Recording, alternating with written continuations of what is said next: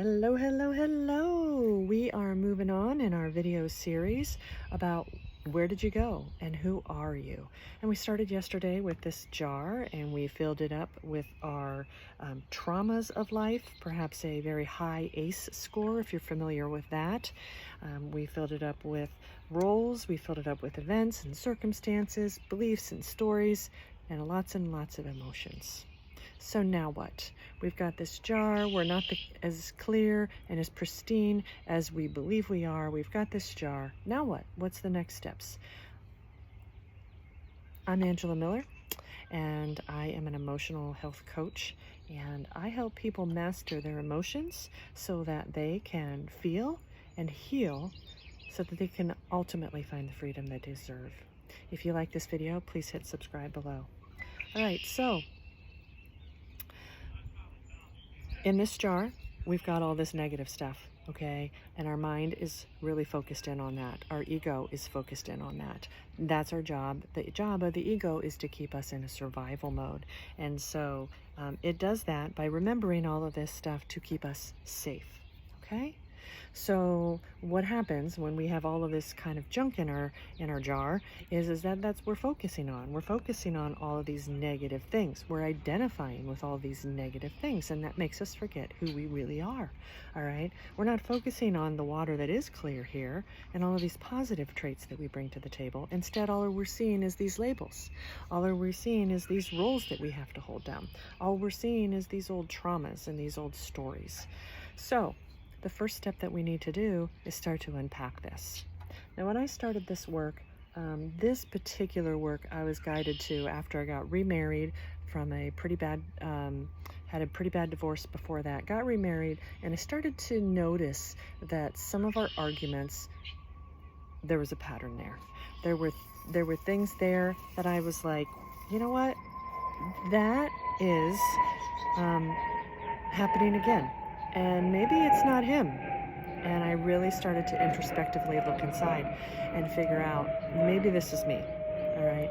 So I started this work and started to unpack some of these emotions so that I could learn how to better control my emotions and ultimately make sure that my relationships were better.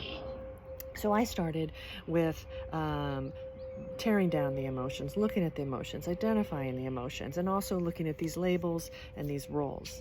But I missed a key thing in the very beginning, and it delayed my healing as a result. It did eventually work, and God did lead me to where I need to be. But I'm going to tell you that I think the very first place that I would have started is with those big and heavy things that are at the bottom.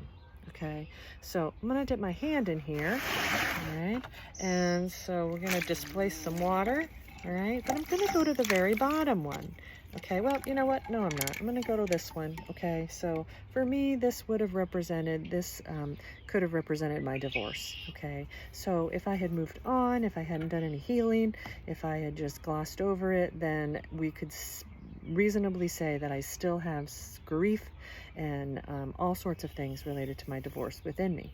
All right, but this is something that I've processed pretty well, very well. I've spent a lot of years making sure that I didn't hold on to anything and forgiveness behind it all, so I can take that out of my jar. All right, so there, the biggest one, the biggest gnarly one that I have in here is this big bottom one. All right, so this would have been put in my jar when I was 18 years old. And I don't know what's in your jar, and I don't know what trauma or what grief situation got put in your jar. But for me, this jar, this stone represents a trauma that happened to me when I was 18. And I basically got pregnant, and I wanted to keep the baby. My parents saw it differently, and I made the choice to go ahead and end the pregnancy. And then I never talked about it after that. I never went into counseling. I buried it and tried to go on with life. Little did I know that underneath the surface, I was spending the rest of my life trying to make up for what I had done. I was living in guilt and shame. So when I discovered this at the age of 50, Okay, it took me that long. I got into a support group and I started to unravel and I started to work through all the grief. I came out of the darkness, the shadows that I was burying. I told the people that I loved. My husband did know, but I told other people that I loved what had happened. And I stopped living in guilt and shame. And I was able to get this heavy barrier. And we can't see it, but you're going to see a whole bunch of the sand and a lot of the emotions and stories, the dirt settled in on that. So I was able to remove a huge part of what was weighing me down. All right. And then finally, I have another one in here, and this is from when my mother died. I consider that to be a pretty traumatic time. She took her life when I was 28 years old. And even though I thought I'd processed a whole lot of that grief, I came to find out that really there was still a lot more. And so I've now been able to do that. So those were the three main things in my life that I felt really, really weighed me down. And I wish I would have started with looking at those, because when I did that, little did I know that I was also starting to tear away at some of these other things that are connected. All right, so some of these roles, for example, the mother role that I hung so tightly to, was connected to that 18-year-old trauma. All right, so when I was able to kind of get that out, then some of those strings and those identifications and those attachments started to let go. All right, so it's very important that that's where you start. Okay, and how you do that, there's lots of ways to do that. I suggest personally, for me, support groups are a very great way to get into a group with people that have been where you are. You will not feel alone.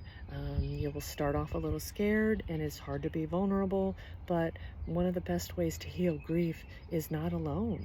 It's honestly something that you need to do with other people. All right, so that worked very well for me in all of my traumatic events. Eventually, I did get help. I did not do any of it alone. I was in a divorce support group, and I was in a abortion support group, and I was in a suicide survivor support group for very minimally, but that you could probably, there are those things, grief groups, plenty of grief groups, but there's therapy as well, and I do believe in therapy. My only thing with therapy is that I think it needs to be more than just talk. I think we need to, there's other steps that they can use. And so, yes, take it to a therapist and just make sure that they're using other modalities of healing, because personally, for me, talk wasn't enough. Maybe it is for you. I'm just telling you what worked for me. So we're going to continue this on our next video, and we're going to look at now, once you've identified those traumas, okay, I'll give you an example, another example of one. There's a lot of people that have been sexually abused as children, and they never really got the help that they needed for it. Well, that's buried in there, all right? And that weight is there, and they may think they're okay, but there's still things that need to be done with that. And so I would highly suggest that that is where you start if that's your situation. All right, so then in our next video, we're going to talk, what about all these other things, okay? Because we're better. You can see now we're better, all right?